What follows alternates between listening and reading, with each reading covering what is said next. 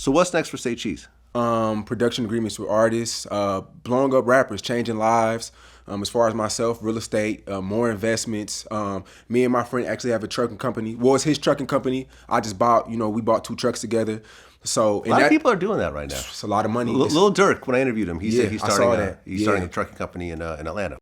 Like I got my own trucking company, own real estate company. Like wait. This is actually interesting. You have your own trucking company. Yes. How many trucks?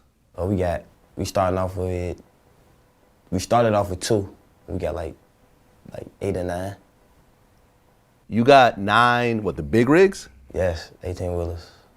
Yeah, so me per truck, I get 24 per truck a month. 2,400. Yeah, a month. So that's just, I don't have to do nothing. Me and him, all I did was partner up in his company and buy a truck. Well, I bought 2. So that's dope. That's dope. Is there a reason why you keep yourself off camera? Like me?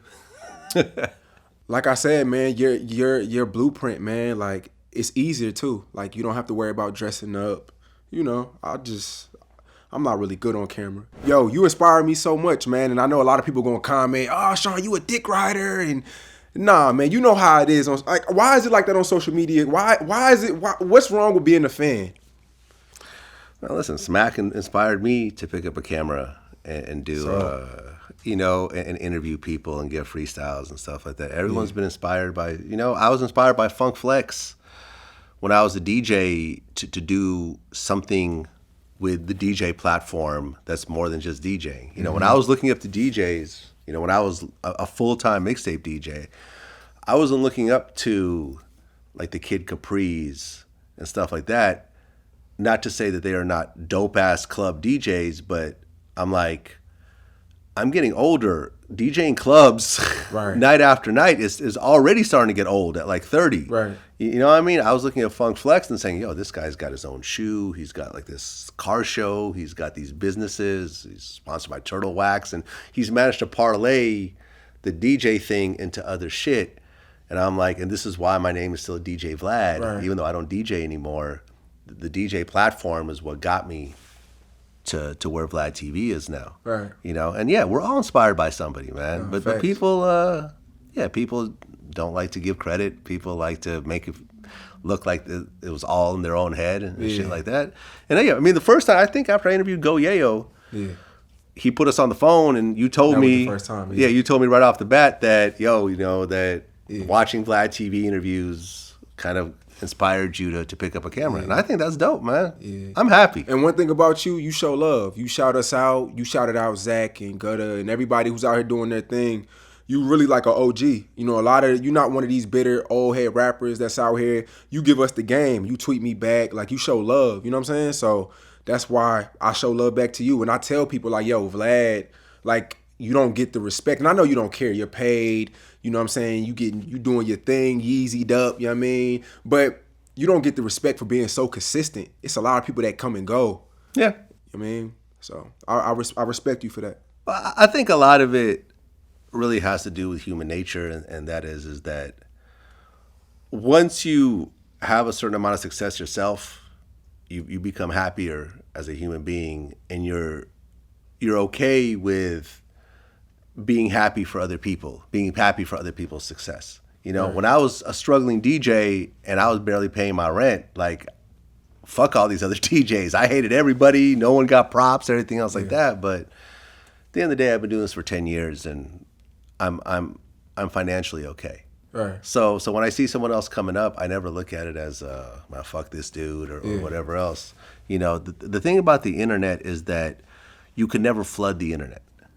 It's unfloodable. Facts. Like, we put out 4 videos a day, every day, 365 days a year, plus a flashback every day. So you're talking about 5 videos a day, every day. Yo, how do you feel about flashbacks, though? Because people might be mad at you for the flashbacks when, current events happen. People are going to be mad. They're just going to be mad.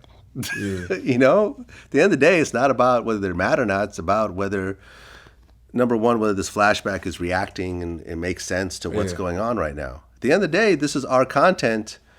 And the whole point of creating content, evergreen content, is you should be able to keep reusing it. Yeah. We don't license our shit.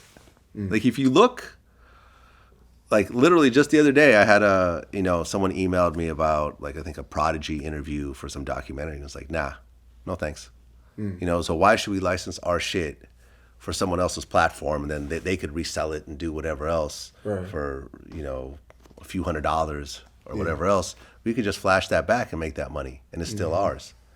So it's like, you have to understand that what you have is valuable, and it's no different than having a hit song.